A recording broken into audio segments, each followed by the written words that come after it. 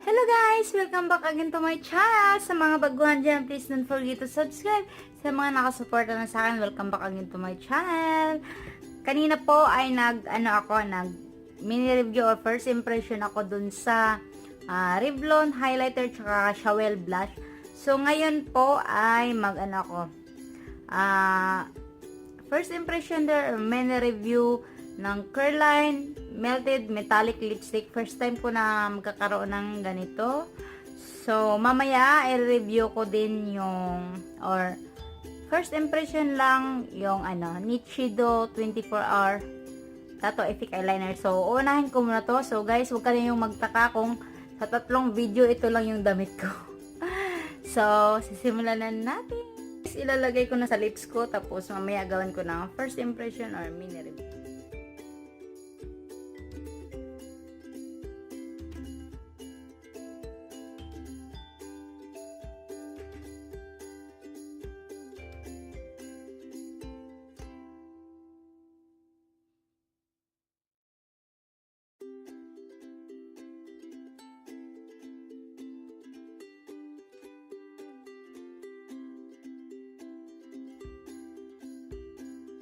Guys, yan. Tapos na ako, guys. Yan yung kulay shade ng metallic lipstick. Ito ay live wire or live wire.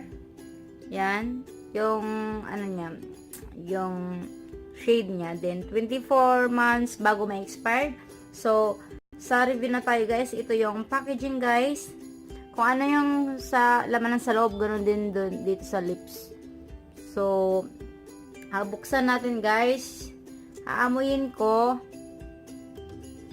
May kunting amoy siya, guys, na chemical. Parang siya, guys. Parang may pagkakunting paint yung amoy niya. Pero carry na din. Hindi ganong masakit sa ilong. Ito niya, guys. Nakukuha din yung okay din yung nakukuha din yung product. Tapos yun yung mga gusto ko, yung may mga doe foot, yan, parang mga paa dyan. Parang paa, yung doe foot.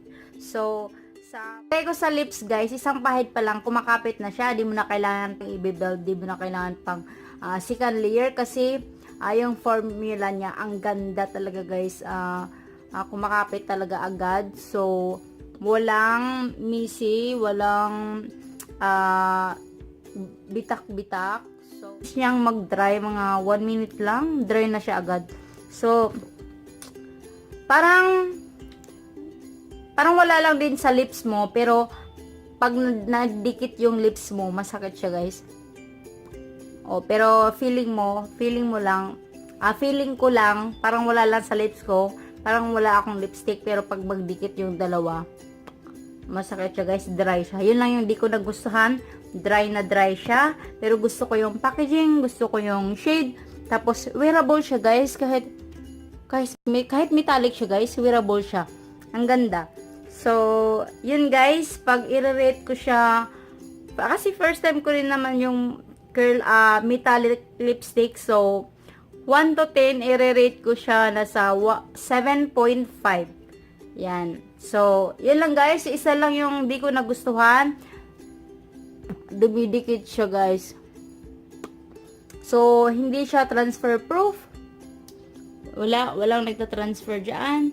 So, yung price niya, guys, ililink ko lang below kasi nakalimutan ko. Pero, nasa 200 below. So all, guys, thank you for watching. I hope you enjoy my video. Please don't forget to like, comment below, and subscribe to my channel. Bye!